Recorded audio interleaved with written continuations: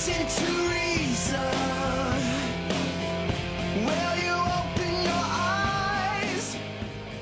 To move over here to Ed in Austin. How are you? Hi. Hi. Am I on? You're on the air. This is Matt and Beth. Hey, man, this is your buddy Ed, Matt.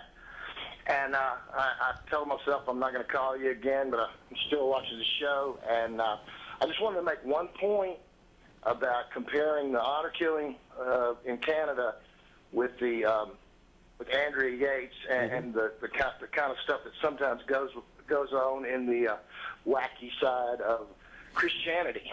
And that there is a difference, and that honor killings are political. They say their families are becoming Americanized, but that's really code words for liberal, more liberal. Sure. And that's not what really happened with Andrea Yates. I don't remember all the facts. I didn't say I did. I think she was more like mentally ill and more one of those things like it's a wicked world and my kids can't go to hell or whatever kind of thing, which is kind of insanity. How is that different from a Muslim who thinks that this is a wicked world and it's wicked for his daughters to become more westernized? Well, there is a little bit of a parallel there. But that's it. That's all I was saying. Yeah, but with the Islamic thing, and I'm not going to bash Islam because I know there are a lot of progressive Islamic people who are afraid to speak out, basically, because of the violence inherent in fundamentalism. And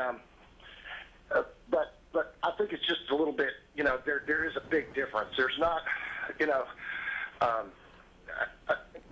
think I've made my point already, and I've called before, and I do feel like that I disagree with you on the issue of that progressive religion somehow encourages fundamentalist religion. No, what it does, I didn't say encourages. Well, you said that in the past. Okay, well then let me correct it. Beth, go ahead. It shields it. What is that? It legitimizes it. It serves as a legitimizer and a shield for it because guess what? The crazy fundamentalist, snake-handling Pentecostal in the woods of North Carolina uses the exact same Bible that the gay church in San Francisco uses. They appeal to the same God, the same world model of reality with regard to sin and all these things. And so the most... You don't agree to that? No, I think there's basically... Have they got a different Bible? And one is, to make it as brief as possible, there's a worldview that we're evolving, that we're moving forward, and what Jesus may have called the kingdom come, which is something entirely on earth. And then there's this worldview that it's really not a worldview, except it's an anti-evolutionary belief that we have to be stagnant, that everything has to remain the same, that the Bible has to mean the same thing today that it meant 2,000, 4,000 years ago, whenever those stories were told. It's actually worshiping of words. So you've evolved beyond the Bible? Sorry, what? You've evolved beyond the Bible? I have evolved beyond the Bible? Well, I could. I think that's probably likely at some point. Then why are they still calling themselves Christians and still using certain parts of the Bible? Well, because they see Christianity as a way to serve the world. They see it as an organization, a fellowship, a way for people to come together.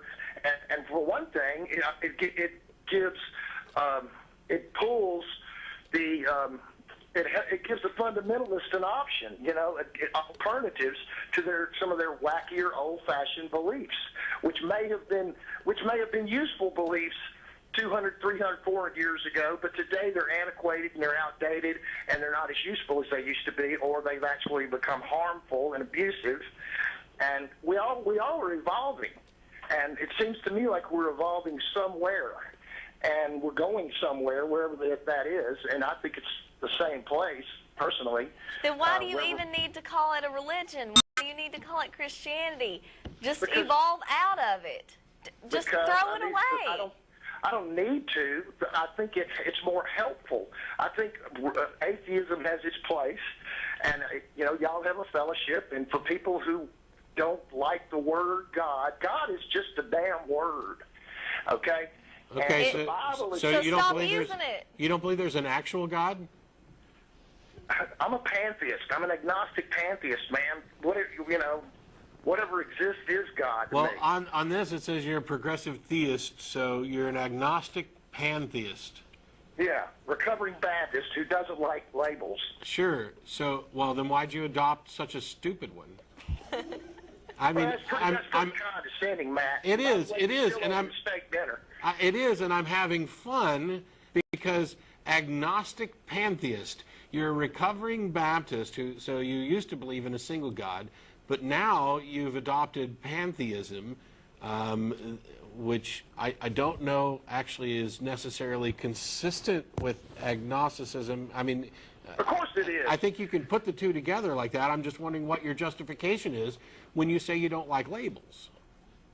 Well, I was trying to have fun too, man. Okay, well then we're having fun.